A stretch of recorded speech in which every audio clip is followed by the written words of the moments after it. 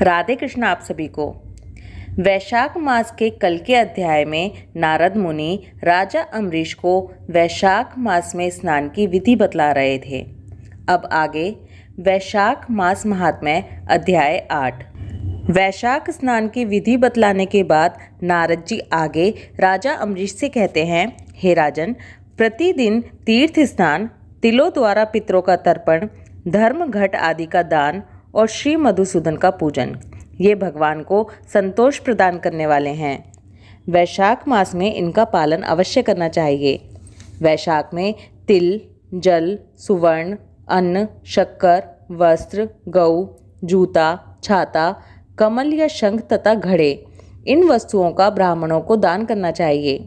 तीनों संध्याओं के समय एकाग्रचित हो विमल स्वरूपा साक्षात भगवती लक्ष्मी के साथ परमेश्वर श्री विष्णु का भक्ति पूर्वक पूजन करना चाहिए।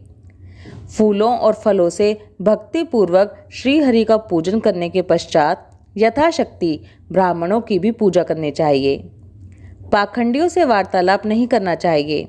जो फूलों द्वारा विधिवत अर्चन करके श्री मधुसूदन की आराधना करता है वह सब पापों से मुक्त हो परम पद को प्राप्त होता है। श्री नारद जी कहते हैं, हे राजन सुनो, मैं संक्षेप से माधव के पूजन की विधि बतला रहा हूँ। महाराज, जिनका कहीं अंत नहीं है, जो अनंत और अपार हैं, उन भगवान अनंत की पूजा विधि का अंत नहीं है।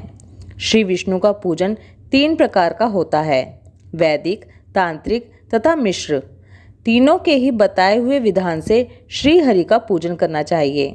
वैदिक और मिश्र पूजन की विधि ब्राह्मण आदि 3 वर्णों के लिए ही बताई गई है, किंतु तांत्रिक पूजन विष्णु भक्त शूद्र के लिए भी विहित है। साधक पुरुष को उचित है कि शास्त्रोक्त विधि का ज्ञान प्राप्त करके एकाग्रचित हो ब्रह्मचर्य का पालन करते हुए श्री विष्णु का विधिवत पूजन करे। भगवान की प्रतिमा 8 प्रकार की मानी गई है, शिलामयी, धातुमयी, लोहे की बनी हुई, लीपने योग्य मिट्टी की बनी हुई, चित्रमयी बालू की बनाई हुई, मनोमयी तथा मणिमयी। इन प्रतिमाओं की प्रतिष्ठा 2 प्रकार की होती है, एक चल प्रतिष्ठा और दूसरी अचल प्रतिष्ठा। हे राजन, भक्त पुरुष को चाहिए कि वह जो कुछ भी सामग्री प्राप्त हो उसी से भक्ति भाव के साथ भगवान का पूजन करे। प्रतिमा पूजन में स्नान और अलंकार ही अभिष्ट हैं, अर्थात भगवान के विग्रह को स्नान कराकर पुष्प आदि से श्रृंगार कर देना ही प्रधान सेवा है। श्री कृष्ण में भक्ति रखने वाला मनुष्य यदि केवल जल से भी भगवान को अर्पण करे तो वह उनकी दृष्टि में श्रेष्ठ है। फिर गंध, धूप, पुष्प, दीप और अन्न आदि का नैवेद्य अर्पण करने पर तो कहना ही क्या है। पवित्रता पूर्वक पूजन की सारी सामग्री एकत्रित करके पूर्वांग कुशों का आसन बिछाकर उस पर बैठना चाहिए।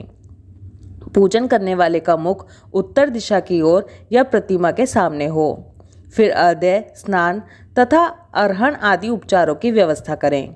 उसके बाद कर्णिका और केसर से सुशोभित अष्टदल कमल बनाएं और उसके ऊपर श्री हरि के लिए आसन रखें। इसके बाद चंदन, खस, कपूर, केसर तथा अर्गजा से सुवासित जल के द्वारा मंत्र पाठ पूर्वक श्री हरि को स्नान कराएं।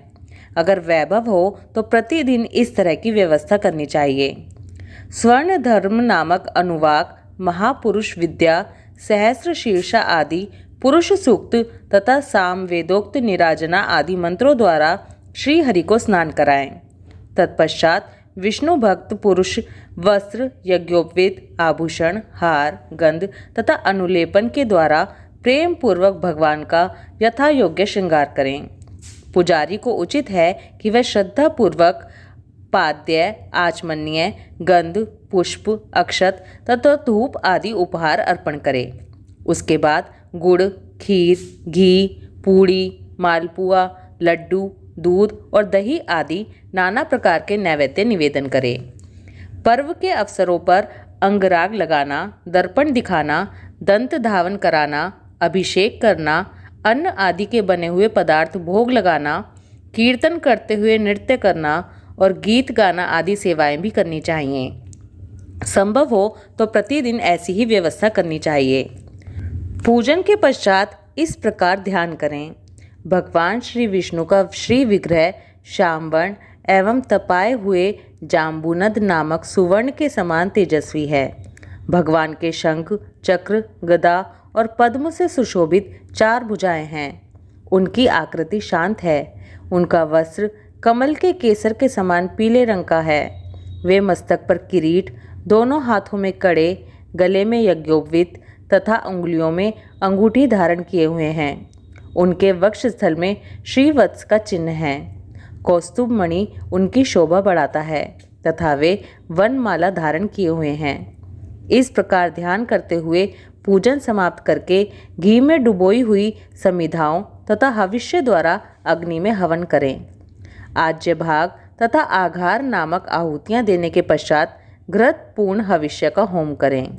इसके बाद पुनः भगवान का पूजन करके उन्हें प्रणाम करें और पार्षदों को नैवेद्य अर्पण करें। उसके बाद मुख शुद्धि के लिए सुगंधी द्रव्यों से युक्त तांबुल निवेदन करना चाहिए। फिर छोटे बड़े पौराणिक तथा अर्वाचीन स्तोत्रों द्वारा भगवान की स्तुति करके भगवान प्रसन्न होइए, इस प्रकार कहकर प्रतिदिन दंडवत प्रणाम करना चाहिए। अपना मस्तक भगवान के चरणों में रखकर दोनों भुजाओं को फैलाकर परस्पर मिला देनी चाहिए और इस प्रकार कहना चाहिए, हे परमेश्वर, मैं मृत्यु रूपी ग्रह तथा समुद्र से भयभीत होकर आपकी शरण में आया हूँ। आप मेरी रक्षा कीजिए। तदंतर भगवान को अर्पण की हुई प्रसाद माला आदि को आदर पूर्वक सिर पर चढ़ाए तथा यदि मूर्ति विसर्जन करने योग्य हो तो उसका विसर्जन भी करें। ईश्वरीय ज्योति को आत्म ज्योति में स्थापित कर लें।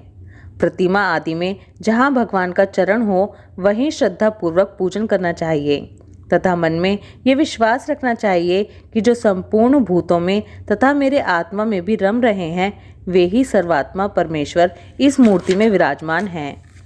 इस प्रकार वैदिक तथा तांत्रिक क्रिया योग के मार्ग से जो भगवान की पूजा करता है वह सब ओर से अभिष्ट सिद्धि को प्राप्त होता है। श्री विष्णु प्रतिमा की स्थापना करके उसके लिए सुंदर मंदिर बनवाना चाहिए तथा पूजा कर्म की सुव्यवस्था के लिए सुंदर फुलवाड़ी भी लगानी चाहिए। बड़े बड़े पर्वों पर तथा प्रतिदिन पूजा कार्य का भली भांति निर्वाह होता रहे, इसके लिए भगवान के नाम से खेत, बाजार, कस्बा और गांव आदि भी लगा देने चाहिए। इस तरह से करने से मनुष्य भगवान के सायुज्य को प्राप्त होता है।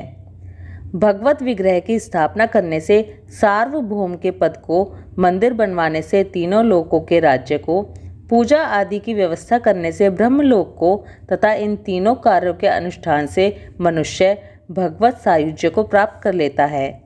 केवल अश्वमेध यज्ञ करने से किसी को भक्ति योग की प्राप्ति नहीं होती। भक्ति योग को तो वही प्राप्त करता है जो इस तरह की रीति से प्रतिदिन श्री हरि की पूजा करता है।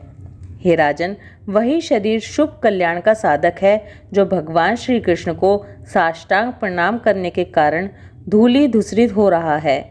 नेत्र भी वे ही अत्यंत सुंदर और तप शक्ति से संपन्न हैं जिनके द्वारा श्री हरि का दर्शन होता है। वही बुद्धि निर्मल और चंद्रमा तथा शंख के समान उज्ज्वल है जो सदा श्री लक्ष्मीपति के चिंतन में संलग्न रहती है तथा वही जिव्या मधुर भाषिणी है जो बारंबार भगवान नारायण का स्तवन किया करती है। स्त्री और शूद्रों को भी मूल मंत्र के द्वारा श्री हरि का पूजन करना चाहिए तथा अन्यान्य वैष्णव जनों को भी गुरु की बताई हुई पद्धति से श्रद्धा पूर्वक भगवान की पूजा करना उचित है। हे राजन, यह सब प्रसंग मैंने तुम्हें बता दिया।